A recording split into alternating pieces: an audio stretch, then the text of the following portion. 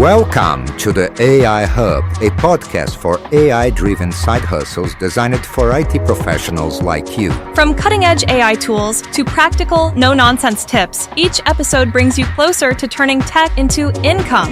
Tune in to discover smart and sustainable ways to boost your career and income with AI. Hey everyone, welcome back to AI Hub. I'm Larry. And I'm Amanda. And we're about to take a deep dive into the world of generative AI. We've got some pretty fascinating research from MIT Sloan to share with you. Absolutely. We also have the perspective of JD Williams, who's a vice president and chief data and analytics officer At a global animal health company. That's right. And, get ready for a surprise because generative AI, it's way more than just chatbots and image generators. Okay, so what else is there? I mean, I feel like those are the things that are constantly in the news. What else is happening in this world? Well, the MIT research actually points out that there are two main categories of generative AI. Okay. So on the one hand, you have those broadly applicable tools like Bard, ChatGPT. Exactly. Yeah. And these are really designed to boost personal productivity. Okay. So you can use them for all sorts of things, like writing emails or even Composing a song. Yeah, things like that. Okay, so that makes sense. So it's like for individual use. Yeah. But you said there were two categories. What's the other one? So the second category is tailored solutions. And these are specifically designed for specific groups or tasks within organizations. So they're more focused. Much more focused, often focused on very specific functions or even business processes. So, for example, you could have an AI system that's monitoring a manufacturing process in real time. Oh, okay. Or you might even have one that's helping doctors to diagnose diseases by analyzing patient data and medical images. So it's like AI that's built for a very specific purpose. Exactly, very specific purpose. Okay, that's fascinating. But thinking about those broadly applicable tools that we were talking about earlier, like the ones that are available to everyone. Right. I mean, there's a lot of potential there for things to go wrong, right? Absolutely, and that's one of the challenges that the MIT research highlights. JD Williams, he makes a really interesting point. He says, and this is a quote, "This is AI for everyone." Oh, wow. So everyone has access to these incredibly powerful tools. Okay, but that sounds a little bit like a double-edged sword. It is. What are some of the challenges that come with that? Well, for one thing, there's the potential for bias and factual errors in the output.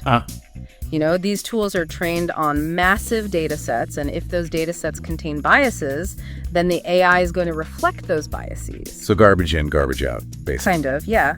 And then you also have the issue of security and cost. Right. If employees are using publicly available tools to process sensitive company data, then there's always a risk of data leaks or security breaches. So it's really important for individuals and organizations to be really careful about how they're using these tools. Absolutely. And as free trials expire and organizations have to start managing licenses from multiple vendors, the costs can really start to add up. Yeah, I can see how that would be a concern. So broadly applicable tools have their own set of challenges. But what about the tailored solutions? Well, they also come with their own unique set of challenges. Okay, what are some of those? So one that the MIT researchers highlight is the emergence of what they call, and I'm going to put this in air quotes, shadow organizations. Shadow organizations, what does that mean? Yeah, so basically it's when individuals or small groups within a company start developing and using their own AI solutions, kind of under the radar. So without any oversight from the larger organization. Right. Wow, that sounds like a recipe for disaster. It can be. You want to encourage innovation, but you also need to make sure that these tools are being used responsibly and in line with the company's goals. So how do you find that balance? Well, the research suggests that organizations really need to develop clear guidelines and governance frameworks for using generative AI. Okay, so setting some ground rules, basically. Exactly. And it's important to involve people from different departments in that process, Like IT and legal. Absolutely. Risk management and, of course, the AI experts themselves. So it's a collaborative effort. Definitely. But even with clear guidelines, isn't there still a risk that people might not fully understand how these complex AI systems work? That's another major challenge, especially when you're talking about tailored solutions that are purchased from vendors. Right, because you're relying on their expertise. Right, and it can be difficult to know exactly how these models are making decisions, how they arrive at their conclusions. Right. And if you don't understand how something works, it can be hard to trust it. Yeah, that makes sense. And trust is really important when you're talking about AI making decisions that could potentially impact people's lives. Absolutely. And that's actually something we're going to dive deeper into in our next segment when we talk about the ethical implications of generative AI. Okay, well, I'm definitely looking forward to that. Me too. This is already getting really interesting. Yeah, it is. So, Amanda, we were talking about how it can be tough to know how these tailored AI systems work. It's like they're making these decisions, but we don't always know why. Yeah, exactly. It's like trusting a magician. You see the amazing trick, but have no clue how they pulled it off. And that can make it hard to trust, right? Yeah. Especially if these AI systems are making important choices that affect us. You're right. Trust is a big deal when it comes to AI, especially with tailored solutions that are sort of behind the scenes driving things we might not even realize. Okay, so how can we build that trust if we don't always understand the how behind the AI's decisions? Well, one thing organizations can do is really grill those vendors, the company that build these AI systems. You mean asking tough questions? Absolutely. Don't just accept the shiny presentation. Dig deeper, ask about their process, the data they use, how they make sure the AI is fair and accurate. So it's like a job interview for the AI. Yeah. Making sure it's the right fit before we bring it on board. Exactly. We're talking about AI that could have a real impact, so we need to be thorough. It's not just about ticking boxes. It's about understanding the risks and making informed decisions. That makes sense. Yeah. But even if we trust the company and their technology, couldn't the AI still mess up sometimes? It's possible. No AI is perfect, and there's always a chance of unexpected outcomes. That's why monitoring is so important. So it's like keeping an eye on the AI, making sure it's behaving as expected. Yes, it's about having ways to catch problems early, before they snowball. It's being proactive, not waiting for things to go wrong. Got it. So whether we're talking broadly applicable tools or tailored solutions, it seems like responsible adoption is key. Clear guidelines, training, checking those vendors, keeping an eye on things. It's a whole new way of thinking about technology. You got it. AI isn't something you just set and forget. It's powerful, but it needs guidance. We have to manage it, make sure it's used ethically, and keep learning as it changes. And speaking of learning, how does all this apply to individuals? I mean, we're all using AI in our everyday lives. Should we be worried? I don't think worry is the right word, but awareness is definitely key. Just because an AI tells us something doesn't mean it's gospel. We have to remember these are tools, not magic. That we need to be smart about how we use them, not just accept everything at face value. Exactly. Double check information, be aware of those biases we talked about, and think about your privacy. Don't share things you wouldn't share with a stranger. So it's like a partnership, right?